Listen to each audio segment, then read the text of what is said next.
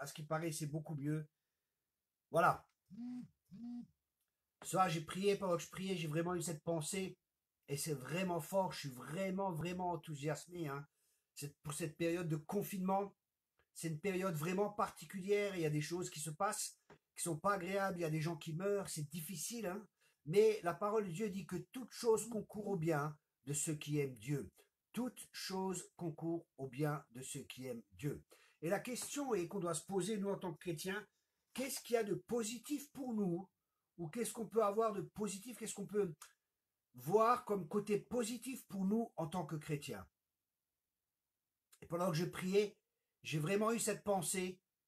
Je t'ai conduit au désert pour parler à ton cœur. Je crois que c'est dans Osée ou Amos, je ne sais plus exactement, hein, mais c'est la pensée que j'ai eue, ce verset. Je t'ai conduit au désert pour parler à ton cœur.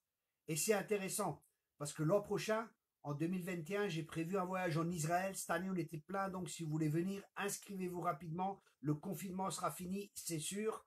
Et on partira en Israël, on sera vraiment, vraiment bénis. Et le thème du voyage, c'est justement le désert. C'est ce que Dieu m'a mis à cœur. Et j'ai l'intention cette année d'étudier le désert et de chercher, hein. Et ce soir, j'étais en train de prier, je dis Seigneur, mais qu'est-ce que je dois partager ce soir? Et c'est le verset qui m'est venu à l'esprit, c'est je t'ai conduit au désert pour parler à ton cœur. Et c'est intéressant, je reviens juste sur Israël courtement, hein. Donc l'année prochaine, en 2021, en février, on a un voyage. Cette année, on était plein, on a dû refuser des gens. Si vous voulez vous inscrire, inscrivez-vous rapidement. C'est un voyage plus que béni et on sera dans le désert. Une partie du voyage se passera dans le désert. Et c'est intéressant parce que j'ai vu les statistiques où les gens sont où il y a le meilleur traitement vis-à-vis du coronavirus. Et numéro un, c'est Israël. Waouh, c'est intéressant, hein, parce qu'ils prennent vraiment soin des gens et ils sont au numéro un.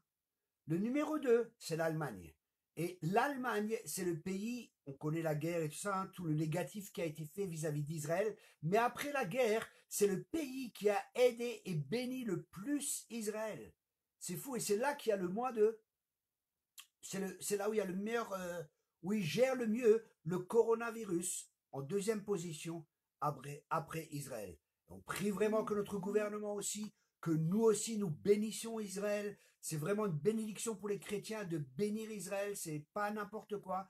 Vous savez qu'à chaque fois que vous allez en Israël, il se passe quelque chose. À chaque fois que je vais en Israël, il se passe quelque chose dans ma vie, dans la vie de ma famille. Il y a vraiment, vraiment quelque chose de positif. Et je vous encourage vraiment, avec nous, avec n'importe qui, mais allez, pas avec n'importe qui, mais allez en Israël, hein. Vraiment, il y a vraiment une bénédiction qui est là. Et ce soir, je reviens au message, c'était je t'ai conduit au désert pour parler à ton cœur. Je t'ai conduit au désert pour parler à ton cœur. Et qu'est-ce que ça signifie? C'est vraiment intéressant. Oh, Baker, hello, my friend, says Baker from Holland. Hello, greeting to Dolph, if you see him, happy to see you. J'ai salué juste des amis. Ok, je reviens au désert. Je t'ai conduit au désert pour parler à ton cœur. Et qu'est-ce que ça signifie dans la pensée hébraïque? Écoutez bien, c'est fort de fort de fort.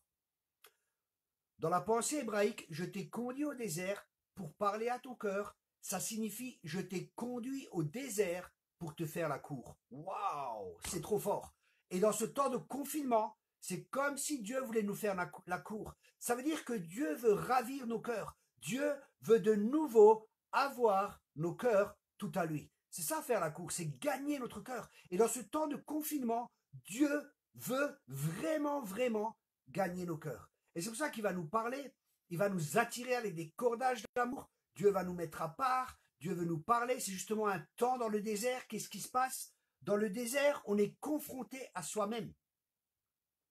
Et ça, je crois que c'est aussi un temps que Dieu a permis, hein. Je me rappelle en 2018, je crois que j'ai prophétisé ça, que je voyais une personne avec des béquilles qui marchait et je voyais que Dieu allait ôter ses béquilles. Et ces béquilles, c'était tout ce qui nous aidait pour pouvoir marcher, pour pouvoir tenir. Et je pense que c'est comme si Dieu me disait, voilà, je vais enlever des sécurités. Et des fois, notre sécurité pour marcher dans notre vie avec Dieu, ah, c'est mon église, c'est mon temps de louange, c'est mon pasteur, c'est le prophète que je connais, c'est le ministère que je connais. Vous voyez, et on s'attache des fois à des ministères, on s'attache à des séminaires, on s'attache à notre église, et tout ça, on s'attache à notre pasteur.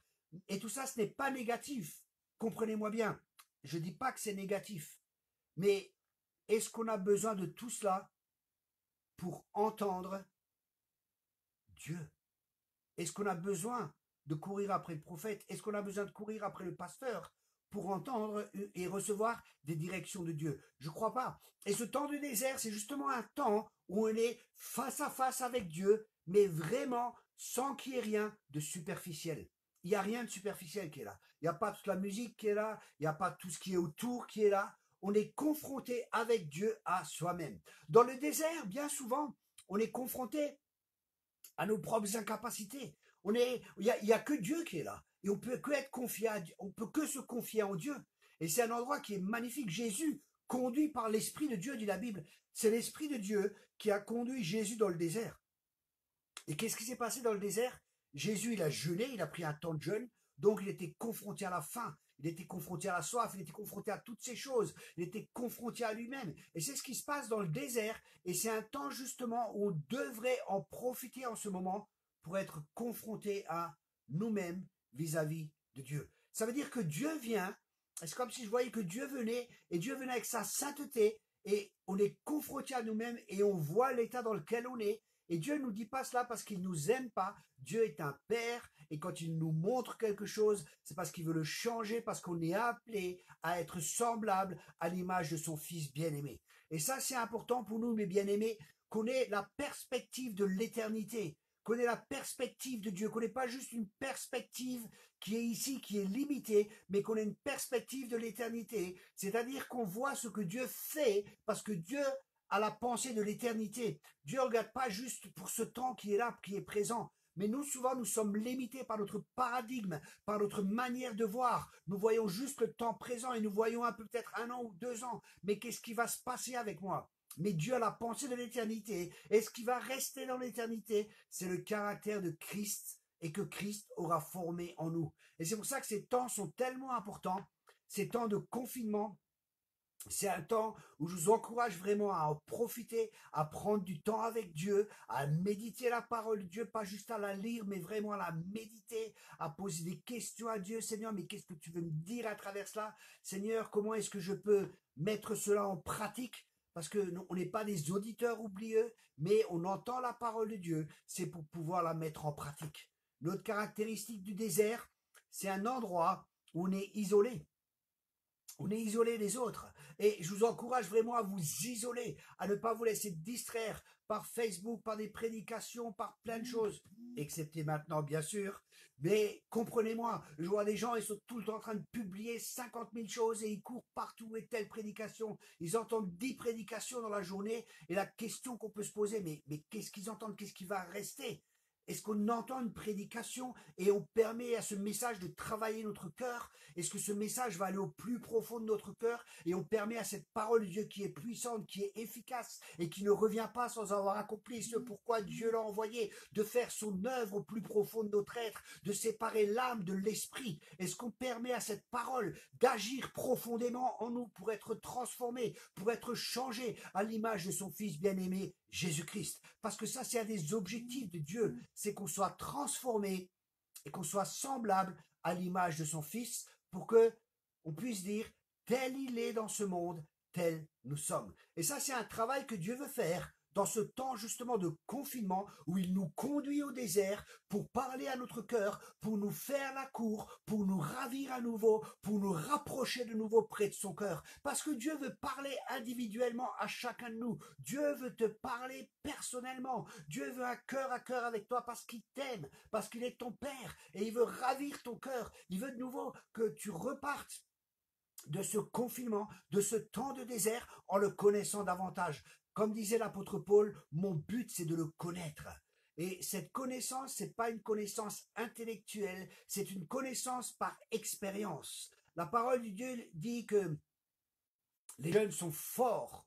Les jeunes sont forts parce que ils connaissent parce qu'ils restent dans la parole. Et ça, c'est une caractéristique. Il y a différentes caractéristiques. Il y a les bébés spirituels, il y a les enfants spirituels, il y a les jeunes hommes spirituels et il y a les pères spirituels. Et chaque âge, il y a différents niveaux de maturité et chaque niveau de maturité a différentes caractéristiques. Par exemple, je vais préparer des messages sur ça aussi pour notre école biblique. à Colmar. Et en Allemagne aussi, j'ai une école. Et la caractéristique des jeunes hommes, c'est qu'ils sont forts parce qu'ils demeurent dans la parole. Ok. Mais les pères, la Bible a dit qu'ils connaissent Dieu. Et cette connaissance, c'est pas une connaissance intellectuelle, c'est pas une connaissance parce qu'on a entendu des choses de Dieu, mais c'est une connaissance par expérience, c'est une connaissance de vécu, c'est une connaissance qui provient d'une relation personnelle avec Dieu, un cœur à cœur. Et justement, dans ce temps de confinement, c'est vraiment l'appel du Père, venez à moi, vous tous qui êtes fatigués et chargés. Venez à moi, ça c'est la première étape, c'est qu'on revienne vraiment à Dieu et qu'on se décharge de nos soucis, de nos fardeaux, et après qu'on apprenne de lui, mais qu'on apprenne de lui des doux et humbles de cœur pour devenir comme lui.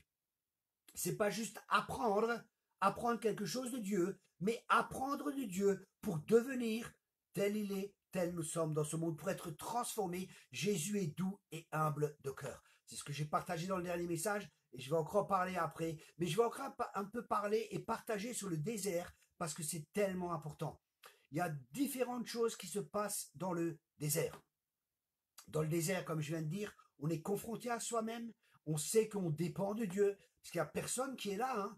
Et rappelez-vous, j'ai donné une prophétie en 2018 où Dieu enlevait les béquilles et où je prophétisais que Dieu allait, il y a un temps qui allait venir où Dieu allait encore une fois ébranler toutes choses et que Dieu allait enlever nos béquilles. Et justement, je crois que c'est un temps où justement Dieu est en train d'ébranler toutes choses. Je crois que Dieu est en train d'ébranler nos fausses sécurités, les choses qui ne sont pas vraiment nécessaires, ou des fois nous courions après les choses qui sont vaines. Aujourd'hui, dans mon temps de prière personnel avec Dieu, je ne me préparais pas pour ce soir. C'était juste moi et Dieu, dans ma communion avec Dieu, dans ma communion personnelle avec Dieu. Vraiment, j'avais vraiment l'impression, Seigneur, mais en fin de compte, qu'est-ce qui est important dans la vie? Qu'est-ce qui est vraiment important dans la vie? Et j'étais conduit à lire, justement, à lire, excusez-moi, Ecclésiaste, je cherchais. Waouh! Et là, c'est vraiment intéressant parce que dans Ecclésiaste 7, hop là, j'avais les Allemands hier, excusez-moi avec moi. Ah, elle est là, ma Bible en français. Hier, j'ai fait un Facebook avec mes amis allemands. J'ai une école de disciples aussi, une école biblique en Allemagne. Et je forme beaucoup de disciples, on a 60 à 80 disciples que l'on forme en Allemagne. Et justement, dans Ecclésiaste, c'est vraiment intéressant ce qu'il est dit. Et c'est ce que j'ai lu. Alors aujourd'hui, j'ai lu tout le livre d'Ecclésiaste, j'ai médité dessus, j'ai réfléchi dessus. Ah, c'est tellement fort, la parole de Dieu, c'est pas juste une parole, c'est vraiment la parole de Dieu, elle est puissante, elle est efficace, elle renverse les forteresses, elle est tellement importante pour nous les amis. Je vous encourage, lisez cette parole, mangez cette parole, méditez-la. Vous savez, je vois souvent je suis en contact avec des ministères dans le monde entier, hein. Et dernièrement encore, je discutais avec j'avais un prophète au téléphone, et je discutais avec lui, puis on a prié l'un pour l'autre, on a prophétisé l'un sur l'autre, et je disais, tu sais, je crois que c'est comme Jérémie, que tu vas manger la parole, et la parole au début, elle était amère, mais après, elle est devenue douce. Et vous voyez, c'est souvent, surtout pour les ministères, les gens qui sont prophétiques, ou pour les ministères prophétiques, bien sûr, c'est pour tout le monde, mais surtout pour les gens qui sont prophétiques, soyez des hommes et des femmes de la parole. Jérémie mangeait la parole. Et nous devons, si nous sommes appelés à un ministère prophétique, je vois des fois des prophètes qui prophétisent des choses ou qui sont pas toujours en accord avec la parole, et ça peut être un danger parce que la parole a été éprouvée 7 fois. La parole, c'est tellement, tellement important pour nous, et surtout dans les temps dans lesquels nous sommes, la parole est vraiment quelque chose qui est important. Donc, je reviens dans Ecclésiaste 7. 7 ou 9. Je regarde juste, hein. Je crois que c'était 9, 5.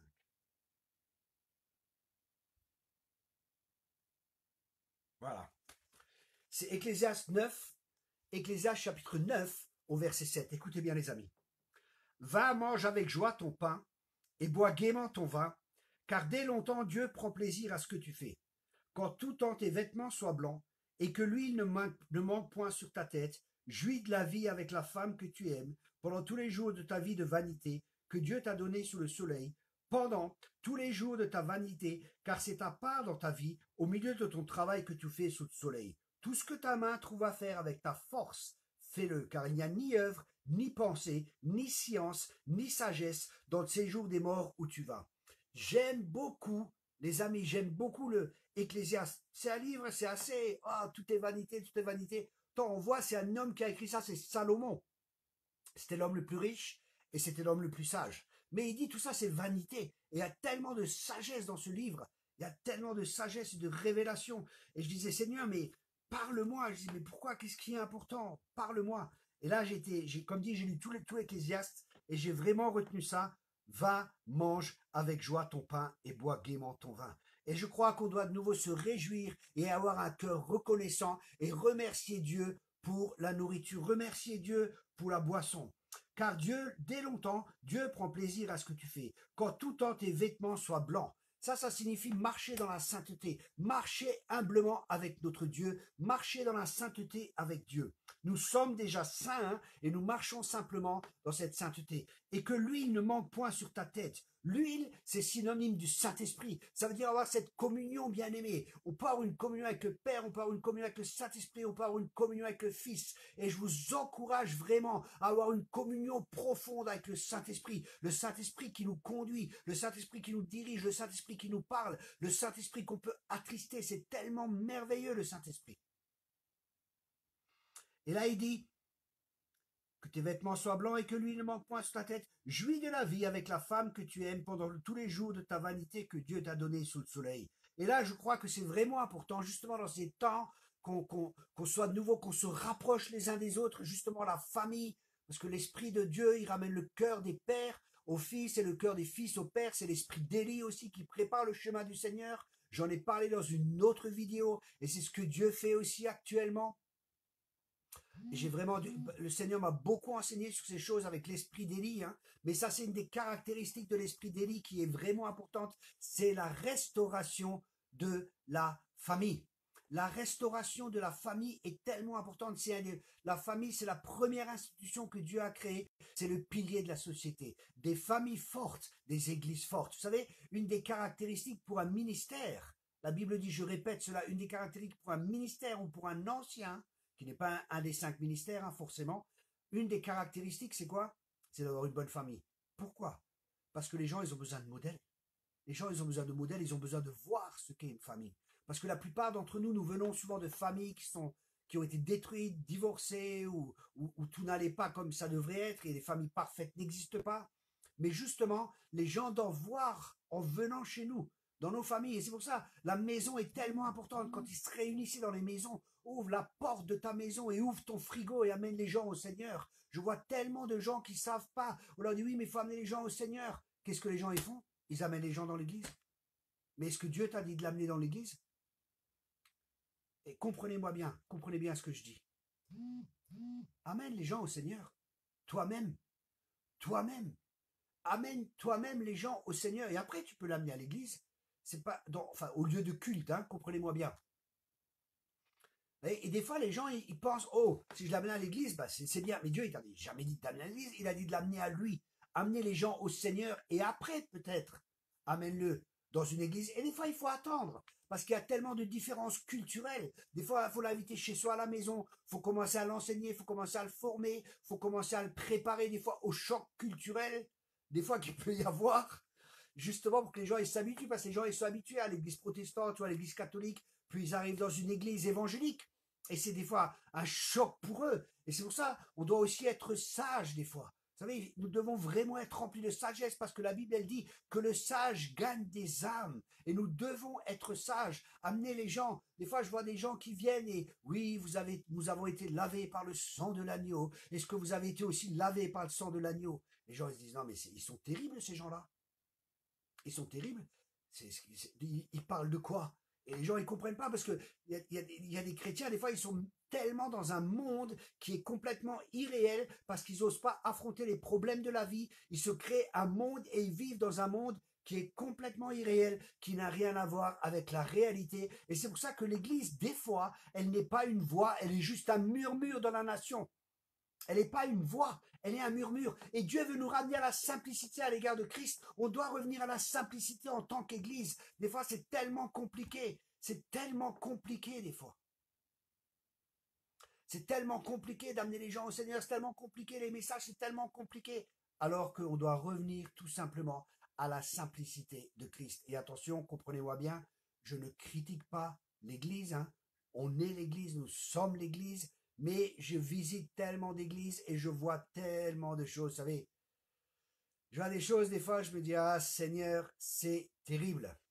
C'est terrible. Et Dieu est en train de changer l'Église. Il est en train de changer tout le fonctionnement de l'Église. Parce que l'Église, c'est un des points importants. C'est le relationnel dans l'Église. Le relationnel avec Dieu et le relationnel les uns avec les autres. Vous savez, on peut dire qu'on aime Dieu, mais si on n'aime pas notre prochain, ça ne sert à rien. Et quel est notre relationnel avec, dans l'église dans laquelle nous sommes actuellement? Est-ce qu'on se rencontre aussi après les cultes? Des fois, je vois des célibataires. Ils sont dans des églises, il y a 100, il y a 200 membres, mais ils rentrent, ils sont tout seuls. Il n'y a personne qui est là. Vous comprenez? Et je dis pas ça pour vous choquer, je dis pour qu'on prenne vraiment conscience. Vous savez, je ne suis pas parfait, je suis comme vous et nous tous en cheminement. On est tous en train d'apprendre. Je ne dis pas ça d'une manière critique, mais je dis avec ce que je vois, avec ce que je perçois. Et je suis là, pas là pour amener des problèmes, je suis là pour amener une solution aux problèmes que je vois. Et des fois, pour amener une solution, il faut des fois arracher, il faut des fois détruire. Et c'est ça le rôle du prophète. Et des fois, les prophètes ne sont pas aimés. Les prophètes sont rejetés parce qu'ils vont confronter les choses. Ils vont dire la vérité parce qu'il faut arracher pour construire quelque chose de nouveau. Donc ici, on voit, la famille est importante. Pendant tous les jours de la vanité, c'est de la part de ta vie, au milieu de ton travail que tu fais sous le soleil. Tout ce que ta main trouve à faire avec ta force, fais-le. Donc on voit, faisons ce qu'il y a à faire avec notre force, car il n'y a ni œuvre, ni pensée, ni science, ni sagesse dans ces jours des morts où nous allons. Donc faisons. Priez, priez pour vos pasteurs. Priez pour vos leaders, priez pour vos dirigeants, bénissez-les, ne les critiquez pas, ne les jugez pas, priez pour eux. Priez, priez les amis. Vous savez, on doit vraiment... Je crois que les prophètes vont revenir de plus en plus et ça va chambouler l'Église. L'Église, elle est en train d'être secouée, je vous garantis, elle est en train d'être secouée. Elle est vraiment en train d'être secouée. Je suis avec plusieurs ministères dans le monde entier, on discute vraiment de ce qui se passe actuellement et on mâche pas nos mots et on mâchera pas nos mots parce que des prophètes vont se lever, ils vont parler clairement, des apôtres vont se lever clairement. Jésus m'a parlé il y a plus de 20 ans, je reveux mon église, dis-leur que je reveux mon église parce que c'est moi qui bâtis mon église et les portes de l'enfer ne prévaudront pas contre elle. Et l'église va changer, l'église va être transformée dans les temps qui viennent. Et soyons prêts à surfer sur la vague, soyons prêts à là où l'Esprit de Dieu veut conduire l'église.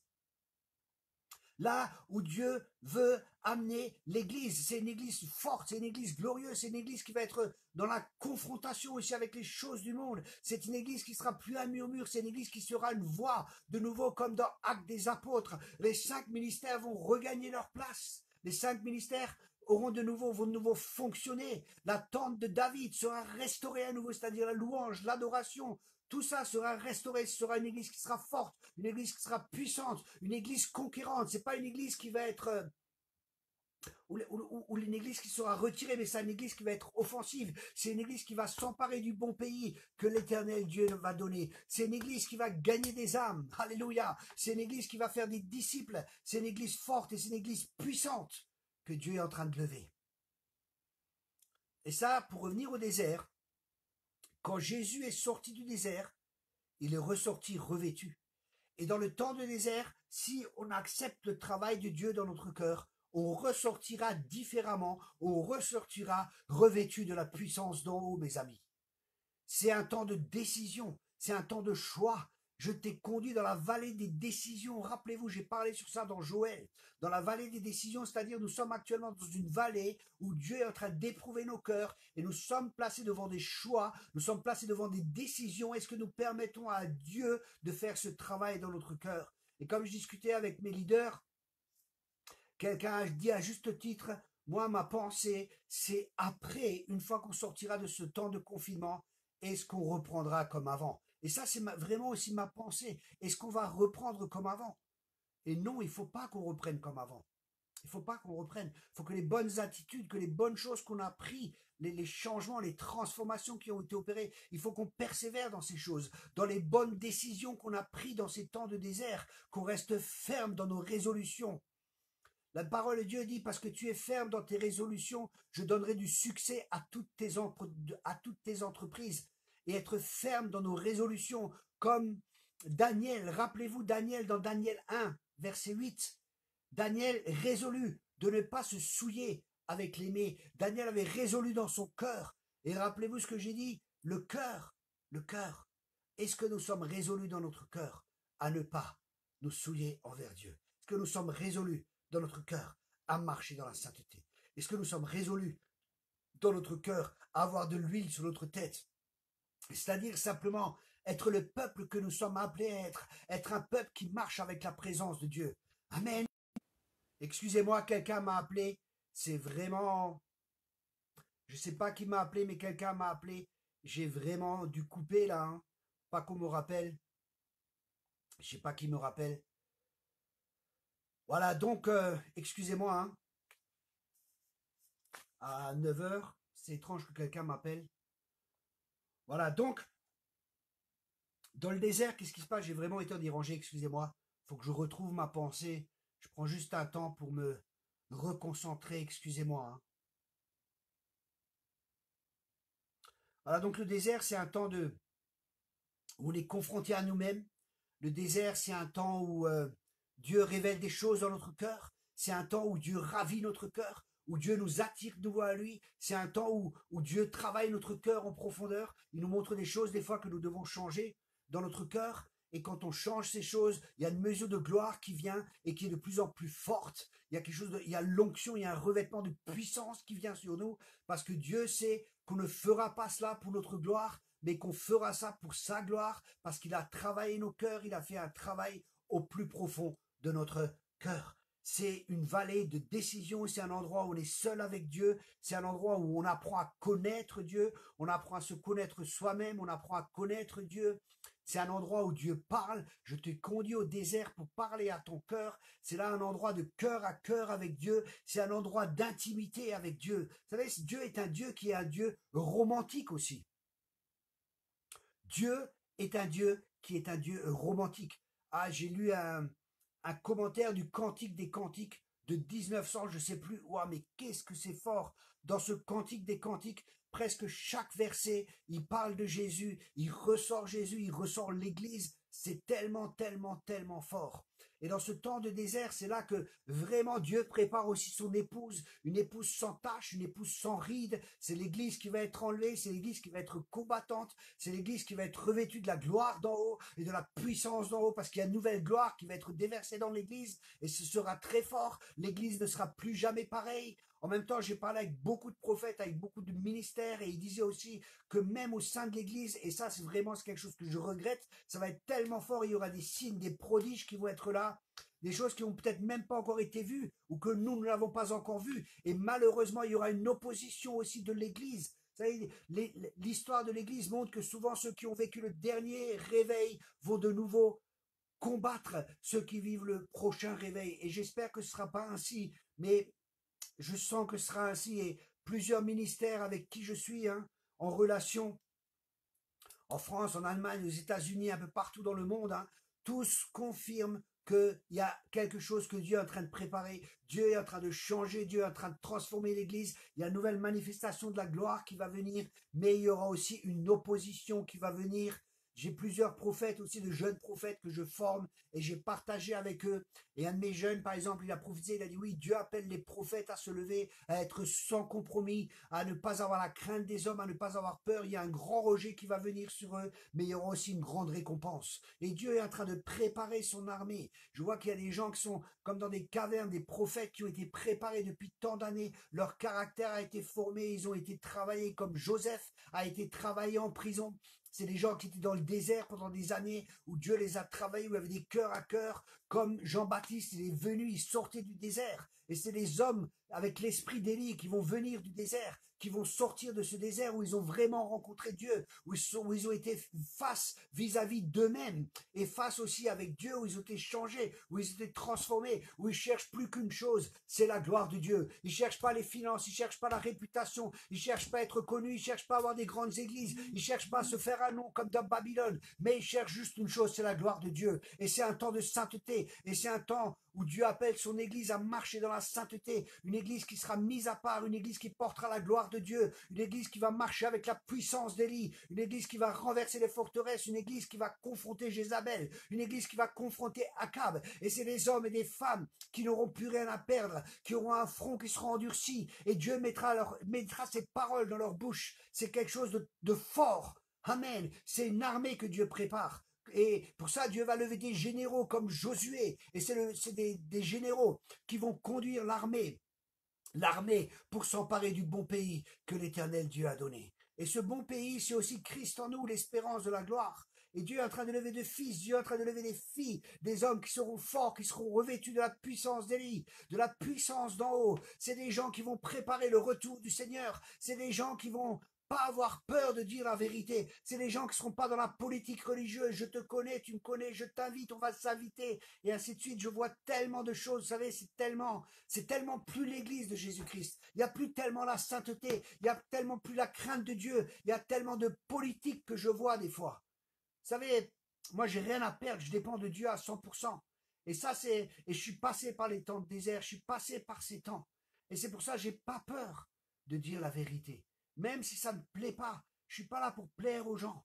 Je suis là pour que l'église de Jésus soit bâtie. Parce que j'aime les gens, je ne me tairai pas. Parce que j'aime mon Seigneur, je ne me tairai pas. Parce que j'aime l'église, je ne me tairai pas. Et des fois, ça dérange. Vous savez, j'ai été dans des églises où j'ai dû confronter Jézabel. Et j'ai confronté ouvertement Jézabel. Et il y a l'esprit de repentance qui est venu. Mais après, on m'a plus invité. Vous comprenez, ce n'est pas normal. Alors que la voix prophétique a parlé. Le Seigneur a parlé clairement. Mais les gens, ils préfèrent être dans des compromis des fois. Ils préfèrent avoir des églises remplies. Des fois, certains, malheureusement, d'avoir de compromis parce qu'ils ont peur de perdre des gens, ils ont peur de perdre des finances. Ils ont peur de dire la vérité aux gens.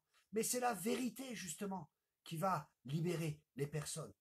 Et heureusement, je connais beaucoup de bonnes églises, j'ai beaucoup d'amis pasteurs qui sont très bien, qui ont laissé leur vie, justement pour les brebis, qui aiment l'église, et qui sont des fois là, ils ont peut-être pas des fois toujours des grandes églises, mais c'est des hommes et des femmes de Dieu qui sont consacrés. C'est des hommes qui aiment le Seigneur. Donc, je vous encourage vraiment à prier pour vos leaders, à prier pour vos bergers, à prier pour vos pasteurs. Si vous voyez des choses chez eux, ne les jugez pas, ne les critiquez pas. Priez pour eux. Et Dieu va envoyer des prophètes. Parce qu'on est dans un temps où Dieu est en train de secouer. Il y a des choses qui ne seront plus permises dans les temps dans lesquels nous entrons. Il y a des choses que Dieu ne permettra plus dans son Église. Écoutez-moi bien. Dans les temps dans lesquels nous allons entrer, il y a des choses que Dieu ne permettra plus. Je ne peux pas tout dire, hein. J'aimerais encore partager des choses, mais pour l'instant, je ne sens pas avoir la liberté.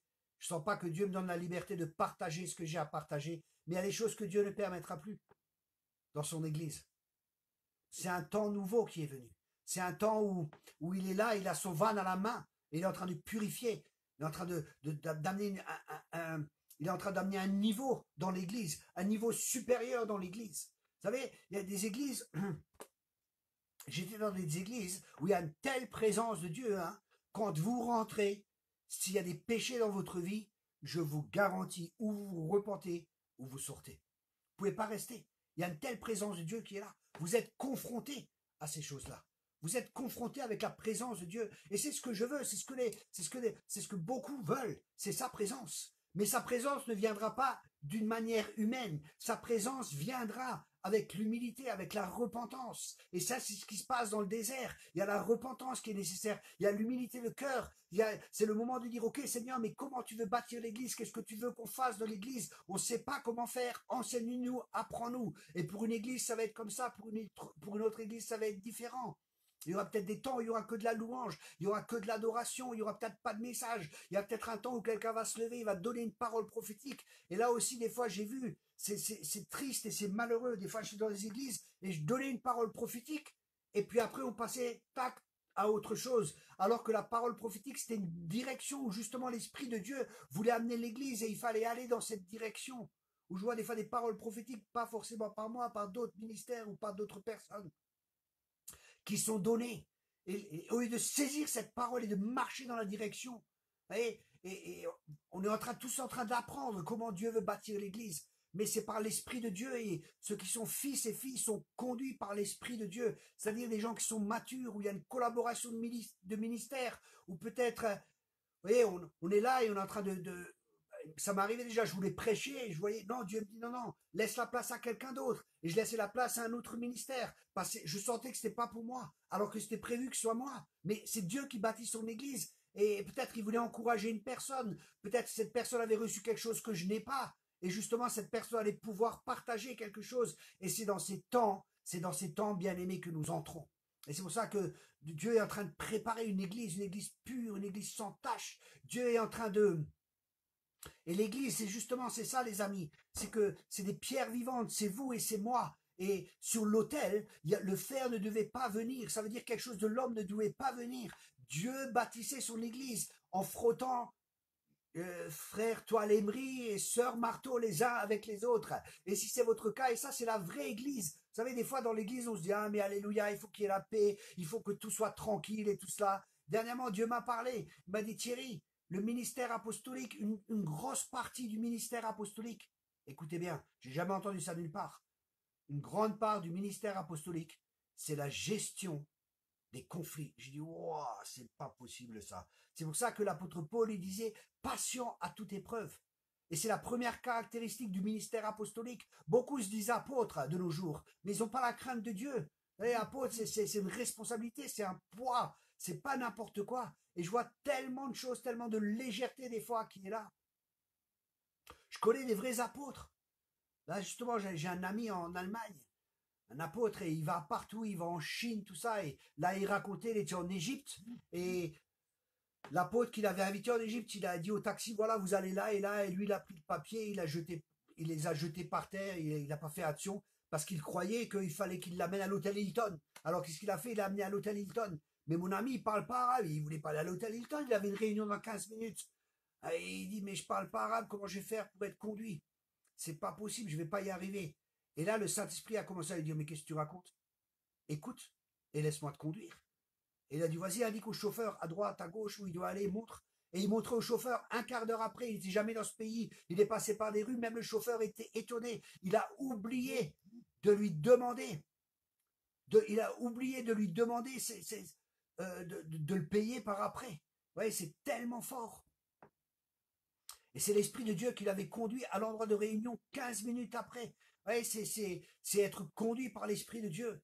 Il va en Chine et c'est complètement différent dans les églises et on partage beaucoup tout ce qui se passe dans le monde et dans les églises où il y a des réveils, où Jésus est vraiment le Seigneur. Ouais, où il y a des choses qui se passent qui sont très fortes et ça c'est une des caractéristiques. Jésus veut de nouveau être le Seigneur de son église. Dans mon avant-dernier livre que j'ai écrit, Sois libre, reste libre, il y a tout un chapitre qui est consacré à la seigneurie. Et ça, je pense, c'est un des problèmes que l'Église a. Écoutez-moi bien, je vais peut-être en choquer quelques-uns. C'est le même problème qu'Israël a eu. On ne veut plus Jésus comme roi. Mais Jésus est le roi des rois, il est le Seigneur des seigneurs. Et Jésus, c'est pour ça aussi, couronné, coronavirus, la couronne. Et il y a un tel combat. Écoutez bien, je me disais, mais Seigneur, mais souvent, quand il y a quelque chose qui change dans l'Église, il y a un changement aussi dans Israël. Qu'est-ce qui se passe en Israël actuellement? Et on voit actuellement en Israël, il n'y a pas de gouvernement. Et le coronavirus couronne, c'est intéressant. Parce que Jésus veut être roi et l'ennemi veut être le roi. Il veut être le roi de cette terre. Et Jésus dit, non, non, non, cette terre, elle m'appartient. Cette terre, elle appartient à mon peuple. Et c'est moi le roi des rois. Vous voyez? Et là, on doit revenir à ça. C'est lui le Seigneur, c'est lui le roi. C'est plus nous qui décidons et qui bâtissons à notre manière, mais nous bâtissons avec l'apôtre par excellence, Jésus-Christ qui est l'apôtre. Vous comprenez? Ça, c'est vraiment des choses que Dieu est en train de faire actuellement. Le message que je suis en train de partager, je pense que vous êtes conscient que c'est un message prophétique. C'est vraiment, j'ai rien préparé, c'est vraiment... je me suis préparé dans la prière pour le désert, et c'est ce que j'ai reçu. Après, je dis, voilà, Seigneur, maintenant, on va libérer le reste. Et c'est tout ce qu'il y a dans mon cœur, c'est tous les partages avec mes amis. Et c'est très fort. C'est très fort ce que Dieu est en train de faire. C'est une église glorieuse, c'est une église qui est forte. Et croyez pas qu'il y aura plus de difficultés. Les difficultés vont être là, la persécution va venir. Et nous devons sortir de Babylone, nous devons sortir de tout ce qui est fait de main d'homme. Ce n'est plus possible, ça ne tiendra plus. Dieu est en train de juger cela. Dieu est en train de juger Babylone, Babylone la grande, elle va tomber. Elle va tomber, alléluia. Là où des gens veulent se faire un nom, là où des gens veulent être reconnus, là où des gens veulent bâtir l'église de main d'homme et le faire de la main d'homme, écoutez la voix des prophètes qui vont venir et qui vont se lever et qui vont dire non, ça suffit, repentez-vous, déchirez vos cœurs, déchirez pas vos vêtements, mais déchirez vos cœurs. Je crois même qu'il y a des gens qui vont mourir dans les temps qui vont venir. C'est des temps très sérieux. Et ça vient pas juste de moi, vous savez, je pense que vraiment Dieu m'a parlé, mais en même temps je prends du temps avec d'autres ministères parce que c'est des choses sérieuses, c'est pas de la rigolade, c'est des gens sérieux. C'est des gens qui passent du temps avec Dieu, c'est des gens qui connaissent Dieu, c'est des gens qui sont connus mondialement, c'est des gens qui ont écrit des livres, ils sont pas toujours acceptés dans la Babylone et dans le système qu'il y a, dans tout système religieux, où on compte, on va faire de l'argent, on va faire tant et tant de nombres, on va faire ceci, on va faire cela. Mais c'est des temps où vraiment il y a des cœurs à cœur. Vous savez, il faut de nouveau revenir à la simplicité à l'égard de Christ. L'église, elle est facile, elle est simple. On va être ensemble, bien-aimés. On va être ensemble et on va se réunir ensemble, on va manger ensemble. Et on va dire, voilà, qui c'est qu'il y a quelque chose du Seigneur. Et quelqu'un va partager, quelqu'un va prendre la guitare, va jouer un chant inspiré. Quelqu'un d'autre va avoir une parole prophétique, quelqu'un d'autre va encourager quelqu'un. On va prier les uns pour les autres, on va partager notre pain à celui qui a faim. Alléluia. On va couvrir celui qui est nu. Voilà le jeûne auquel je prends plaisir. Et c'est là que l'Église doit revenir. L'Église doit de nouveau être une voix. Elle doit de nouveau être une voix dans cette nation. L'Église doit de nouveau être une voix dans les nations. Oh, je sens le feu du Saint-Esprit, les amis. Il y en a qui vont pas aimer ce message, mais partagez-le. Partagez-le, ce message, que les gens aiment ou que les gens n'aiment pas. C'est pas ça qui est important. Ce qui est important, c'est qu'on reçoit le message et qu'on devienne le message, qu'on vive ce message et qu'on vive cela, les amis. Ça veut dire qu'il y a des changements qui vont être faits. Et ce changement, vous imaginez-vous, on vient tous ensemble, on se rassemble tous ensemble, et chacun a quelque chose. La Bible, elle dit, quand vous vous rassemblez, que chacun ait quelque chose. Que chacun ait quelque chose. Ça ne veut pas dire juste le pasteur, juste le groupe de louanges. Parce qu'actuellement, malheureusement, il y a souvent deux camps. Il y a un camp qui se prépare, c'est le pasteur, le groupe de louanges, et les gens qui se préparent à servir. Et les autres, ils viennent souvent comme des consommateurs. Et nous, les ministères, moi y compris, on a créé des consommateurs. Au lieu que tout le monde participe, que chacun amène quelque chose. Et ça veut dire qu'il y aura plus ce contrôle qu'il y a. Ce contrôle qui asservit les gens. Ce contrôle qui bloque les gens. Mais qu'il y aura vraiment une liberté, la liberté glorieuse des enfants de Dieu. Alléluia. Il y aura quand même quelque chose qui sera là, mais ce ne sera pas un contrôle qui va bloquer les gens. Ce n'est pas des structures.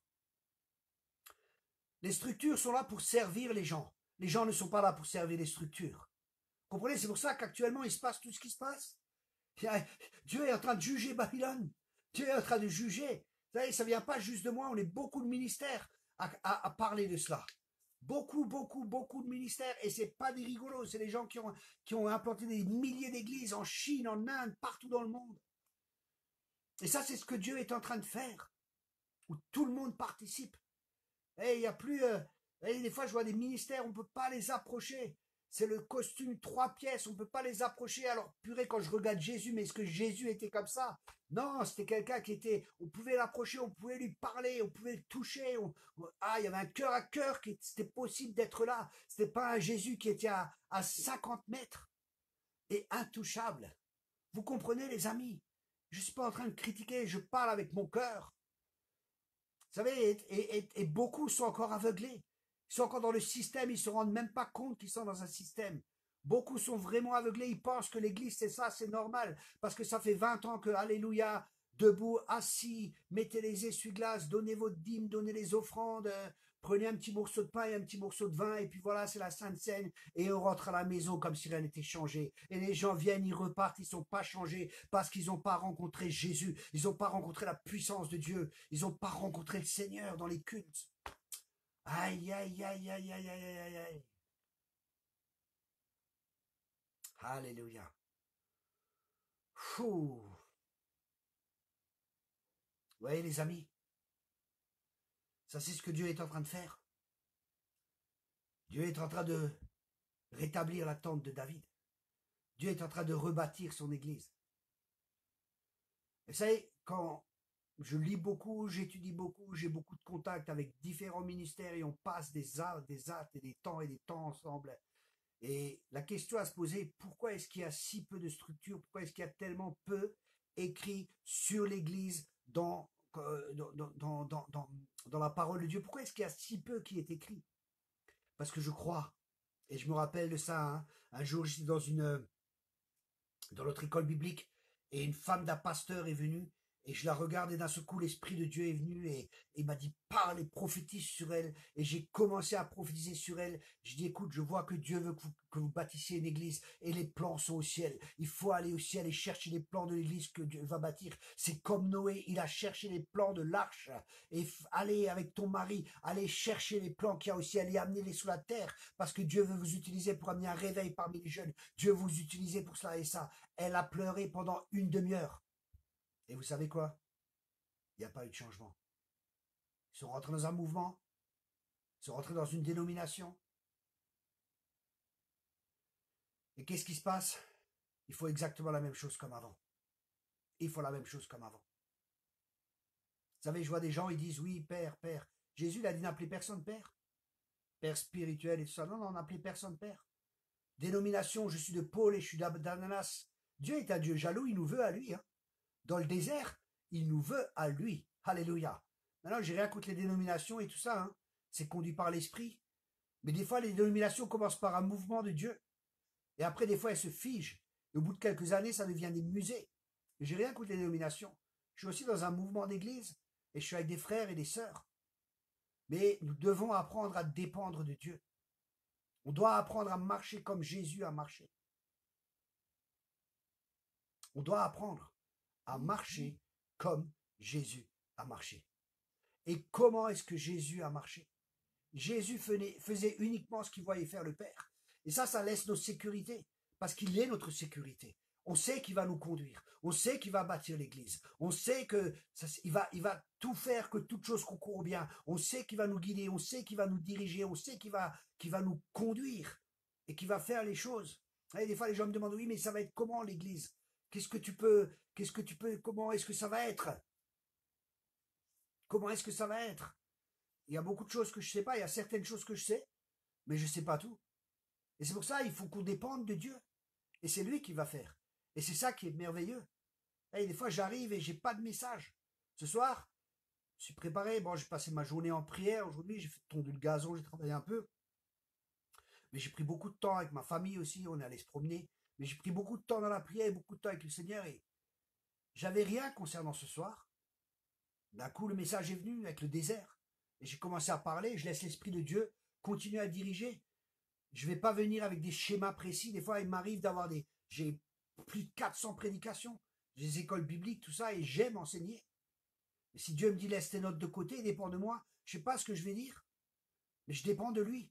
Et je sais qu'il va remplir ma bouche. C'est ma confiance en lui. Je sais que je vais ouvrir ma bouche et qu'il va la remplir et qu'il va parler. Et c'est pour ça qu'on doit apprendre à dépendre du Saint-Esprit.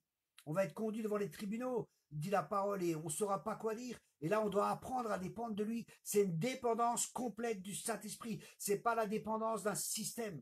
Justement, Maria, oui, on nous a trop infantilisés. C'est une des caractéristiques de l'esprit de Jézabel, qui veut faire taire les prophètes, qui veut intimider les prophètes. Elle infantilise les gens. J'ai vu ça, vous savez, un jour, j'étais dans une église. Oh, c'était terrible.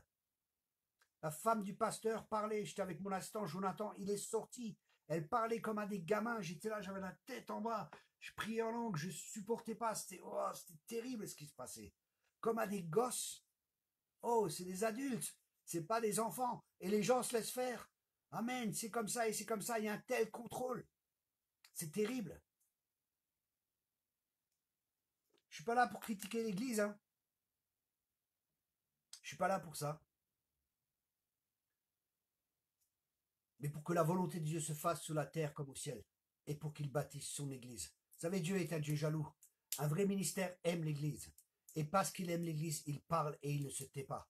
Vous savez, un jour, Dieu m'a dit, si tu ne parles pas, je te demanderai le sang des gens. Si tu ne parles pas, je te demanderai le sang des personnes. Et croyez-moi, quand Dieu vous dit ça, vous tremblez. C'est sérieux. 3 différents prophètes sont venus et m'ont dit ça. C'est très sérieux. C'est pour ça que je parle, j'ai pas peur. Je vais être critiqué, je vais être jugé, c'est pas grave. Mais je sens que c'est un temps où je dois parler. C'est un temps où je dois parler et je parlerai et je continuerai à parler. Et beaucoup entendent dans leur cœur. Parce que l'onction nous enseigne toutes choses, beaucoup entendent et savent que c'est vrai ce que je dis. Et je ne critique pas, je ne juge pas. Je suis dans ce processus de changement, de transformation. Et j'essaie d'accompagner, j'essaie d'aider, de chercher ce qu'il y a dans le ciel pour l'amener sur la terre.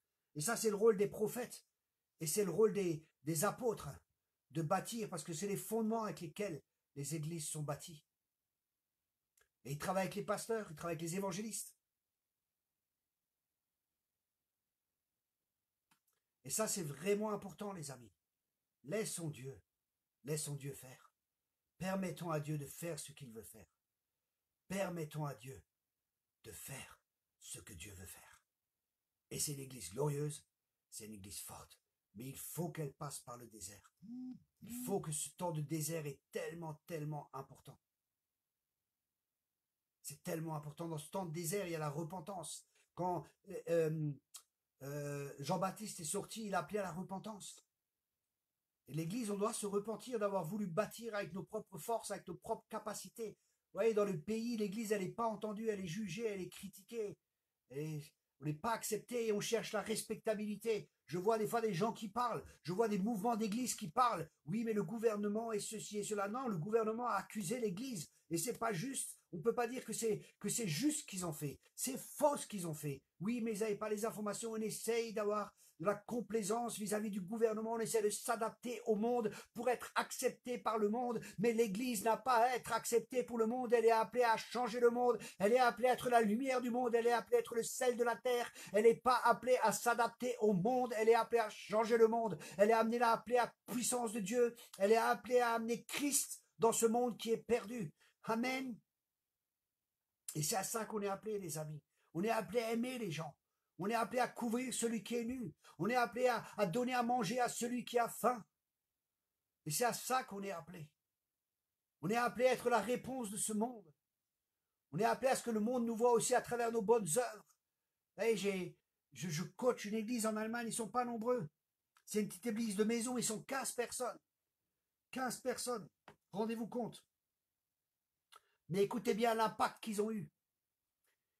Ils ont invité tous les gens de leur ville, des juifs, hein, et les descendants de ces juifs qui étaient partis en Israël et qui faisaient partie de cette ville, les survivants, ils les ont invités. Et ils ont dit oui, on peut venir, mais on est 70 personnes. Ils sont 15 dans l'église. Ils ont tout payé. Le voyage, le retour des gens. Vous savez combien de personnes sont venues? Le maire est venu. Il y avait 400 personnes qui étaient présentes. Le maire est venu.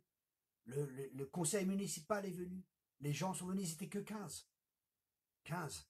À chercher la volonté de Dieu et à faire la volonté de Dieu.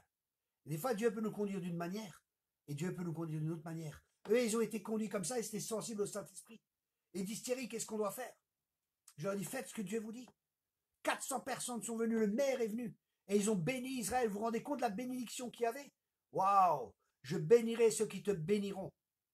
C'est une ville en Allemagne de l'Est. Enfin, ex-Allemagne de l'Est. Voyez? Et je peux vous donner plein d'exemples comme ça. Plein d'exemples. Plein d'exemples. Comment Dieu veut conduire l'Église? Vous savez,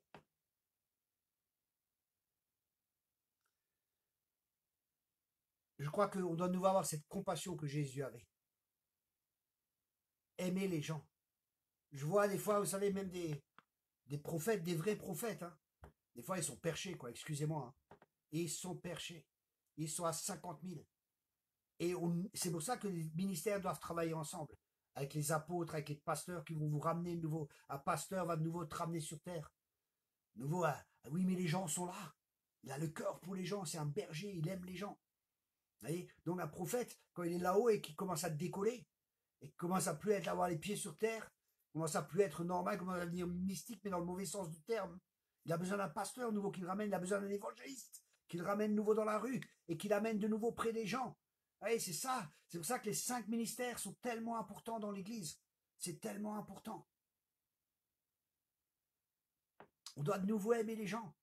On doit être une réponse, justement, dans ce temps de crise. Les gens sont là, mais où est la réponse? Qui a la réponse? Et Dieu veut montrer son Église. La réponse, elle est dans l'Église de Jésus-Christ. Vous voyez, tout est ébranlé, les gens ont peur, ils ont plus de sécurité. Croyez-moi, ça ne va pas s'améliorer.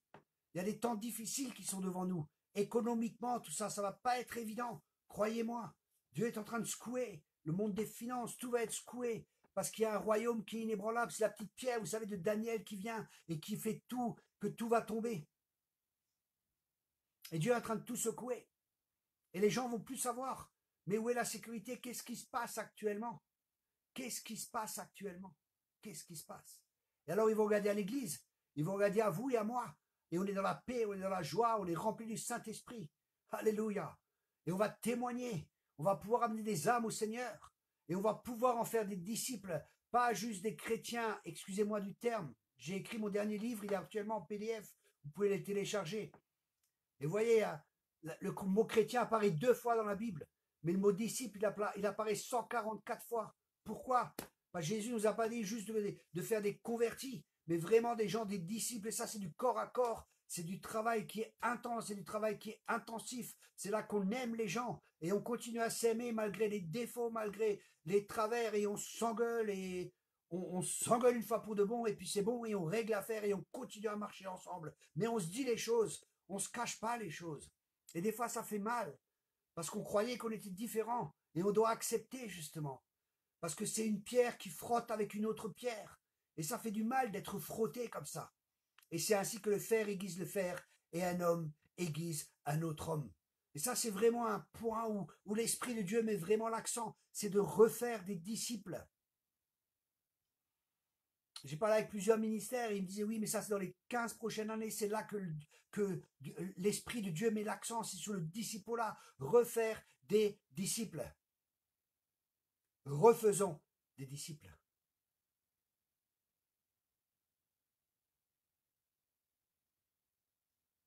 Il y a une question ici, c'est quoi la différence entre un disciple et un apôtre? Un apôtre, c'est un des 5 ministères de Éphésiens. Un disciple, c'est tous. Avant d'être un apôtre, il faut être un disciple. Avant d'être un ministère, il faut être un disciple. Mais je vous encourage, vous pouvez trouver ça sur mon site internet, en moment c'est en téléchargement. Hein. J'attends qu'on m'envoie la couverture. J'attends aussi des nouvelles de l'imprimerie pour savoir quand je pourrai imprimer. Vous pouvez déjà le précommander, le livre. Je pense que d'ici 1 mois, Dieu voulant, et si tout va bien, ce livre viendra. Justement, nous, on va prospérer exactement. Quelqu'un a écrit, on va prospérer. Oui, c'est vrai, on va prospérer. L'Église va prospérer. Oui, il faut de la transparence, c'est ça. Et là, on va être ouverts les uns aux autres. On n'aura plus peur les uns des autres parce que on reconnaîtra ceci que vous êtes mes disciples, l'amour que vous avez les uns des autres. Les uns pour les autres, pardon. Et on a de l'amour les uns les autres. Vous savez, on n'est pas là en train de juger parce qu'on sait que tout est grâce. On sait qu'on n'est pas mieux que l'autre. On sait qu'un n'est pas mieux que l'autre et on a besoin les uns des autres.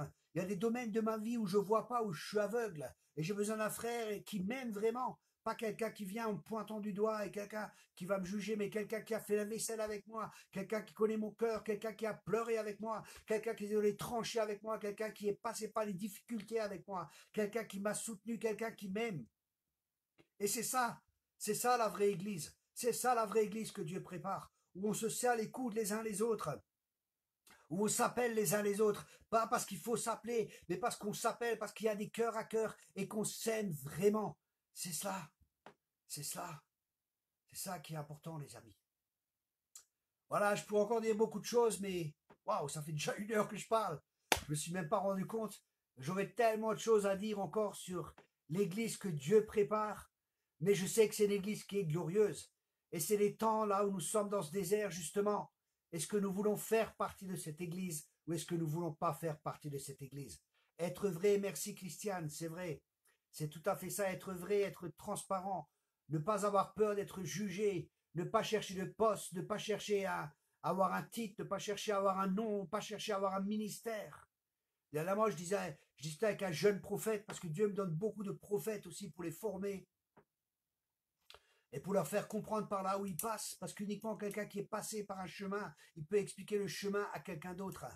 Et là, justement, j'avais un jeune prophète et il me dit, oui, mais est-ce que tu peux m'ouvrir les portes là-bas? Et on venait de se connaître depuis une quinzaine de jours.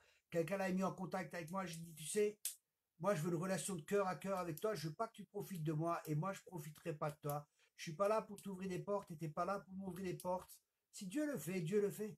C'est Dieu qui va faire les choses. Vous savez, c'est pas comment dire, une pensée ou qu'est-ce que je peux avoir si je me connecte avec lui, qu'est-ce que je vais profiter ici et ça. Ça, c'est retourner dans le système, c'est retourner dans Babylone. Oh, si je l'invite lui, qu'est-ce que je vais avoir? Si je l'invite, peut-être il va m'inviter là-bas et tout ça c'est calculé. C'est pas Dieu qui est au gouvernail. Et ça, Dieu va plus accepter ces choses. Vous savez, ça va continuer, bien sûr. Ça va continuer même après le confinement. Il y a des gens qui vont pas écouter. Même des gens qui étaient par terre, même des gens qui ont été humiliés par Dieu. Croyez-moi, ils vont reprendre leurs vieilles habitudes. Et c'est triste, c'est malheureux. C'est malheureux. Et prions parce que c'est nos frères et c'est nos sœurs. On n'est pas là pour les juger. On est là pour bénir. Ok, je te remercie, Père. Je te remercie, Père, que vraiment ce message puisse être reçu et que les gens entendent mon cœur, Seigneur. Que ces gens ne pensent pas que je sois critique ou que vraiment il n'y ait pas d'interférence peut-être avec des défauts que j'ai peut-être, Seigneur, mais que vraiment les personnes puissent éprouver ta parole par ton esprit. Et ceux qui ont l'amour de la vérité, qui puissent se saisir de la parole. Et que cette parole ne soit pas utilisée pour juger, que cette parole ne soit pas utilisée pour critiquer, mais que cette parole soit utilisée pour édifier. Que cette parole soit utilisée pour bâtir, mais aussi pour détruire ce qui n'est pas à ta gloire, Père. Pour détruire ce que tu veux détruire, et pour construire ce que tu veux construire. Comme tu l'as dit à Jérémie, j'ai mis tes paroles dans ma bouche, pour que tu arraches et pour que tu plantes. Et je te remercie, Seigneur, que ces paroles vont arracher, mais qu'elles vont aussi planter de nouvelles semences. Et que ces semences vont porter du fruit. Et je te remercie pour l'église que tu lèves. Cette épouse qui est sans ride, sans tache, qui est merveilleuse, qui est parée de merveilleux dons, de merveilleuses choses qui sont données par ton Esprit Saint. Une épouse qui est glorieuse, une épouse qui est sans tache, une épouse qui est vraiment ton église. Une église qui est mise à part, une église qui t'est consacrée, une épouse qui cherche à faire ta volonté, une épouse qui cherche à t'être agréable, une épouse qui est morte à elle-même, qui est là pour toi, ô Jésus. Et merci, Seigneur. Je prie, Seigneur, que le plus grand nombre en fasse partie. Je prie, Seigneur, que ce message puisse toucher les cœurs et qu'un esprit de repentance vienne là où les cœurs sont durs, là où les cœurs sont durs et là où les gens ne veulent pas écouter. Donne-leur des oreilles pour écouter. Donne-leur des yeux pour voir, Seigneur. Donne-leur des oreilles et aussi un cœur pour comprendre aussi, Seigneur. Pour qu'ils puissent comprendre ce que tu veux faire et ce que tu es en train de faire. Et qu'ils renoncent peut-être à leur sécurité, qu'ils renoncent peut-être à leur position, qui renoncent au compromis. Et Seigneur, je prie pour chaque personne, et y compris moi-même, que tu nous montres dans nos cœurs là où peut-être il y a des mauvaises motivations, là où il y a des choses peut-être qui ne sont pas à ta gloire. Merci Seigneur de nous révéler ces choses, de nous purifier, de nous rendre purs. Nous voulons passer par le feu. Alléluia. Ce feu qui purifie. Alléluia, pour qu'il n'y ait plus que l'or qui reste. Une foi pure. Merci de nous avoir attirés dans ce désert. Merci de nous avoir attirés dans ce temps de confinement. Et merci Seigneur que nous rachetons le temps car les jours sont mauvais. Merci Seigneur que vraiment il y a ton esprit qui soit là sur chaque personne. Et cet esprit d'intimité Seigneur, où il désire te connaître toi. Alléluia, comme Paul qui désirait te connaître. La puissance de résurrection. On veut vraiment te connaître pour qui tu es. Pas savoir des choses sur toi, mais connaître ton cœur. Père, aide-nous, aide ton Église, Père. Que vraiment nous puissions nous repentir, Seigneur, des œuvres mortes, de tout ce que nous avons fait en ton nom, de tout ce que nous avons fait pour toi. Nous avons été des martes, au lieu d'être des maris, d'être à tes pieds et écouter ce que tu voulais nous dire, et faire ce que toi tu veux nous dire. Et pas chercher l'approbation des hommes, mais chercher ton approbation seule. Que la crainte de Dieu vienne dans nos cœurs, revienne dans l'Église, Père. Dans le nom puissant de Jésus, j'ai prié. Amen et amen. Soyez tous abondamment bénis, les amis. Merci de partager ce message. N'oubliez pas de vous inscrire sur YouTube pour qu'on puisse faire des vidéos en direct. Vous pouvez aussi vous inscrire à votre lettre de nouvelles. Là, je vais prendre un temps parce que demain soir, j'ai un Zoom avec une église. Après, je vais avoir avec mon équipe en France, avec les gens que je forme comme disciples. Et après, je vais prendre un temps un peu de repos, chercher Dieu pour moi-même. Et la semaine prochaine, je vais plus faire trop. Je vais faire peut-être un par semaine, une soirée. Mais je prendrai vraiment du temps à chercher la pensée de Dieu pour vous partager le cœur de Dieu. Parce que ce qu'on a besoin, c'est de manne fraîche. C'est de pain qui vient du ciel. On n'a pas besoin de pain rassasié. On a besoin d'entendre le cœur de Dieu. Et ça, c'est mon but, c'est mon objectif. C'est que vous entendiez le cœur de Dieu.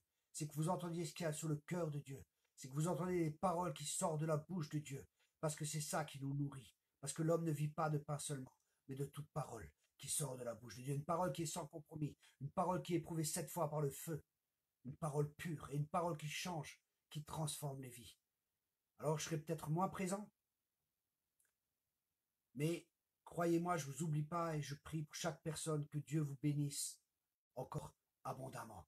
Merci à tous les amis, soyez abondamment bénis et rentrez dans l'armée que Dieu prépare, une armée forte, une armée victorieuse, une armée de fils et de filles qui connaissent leur identité, qui connaissent leur place et qui vont de l'avant. Soyez tous abondamment bénis les amis.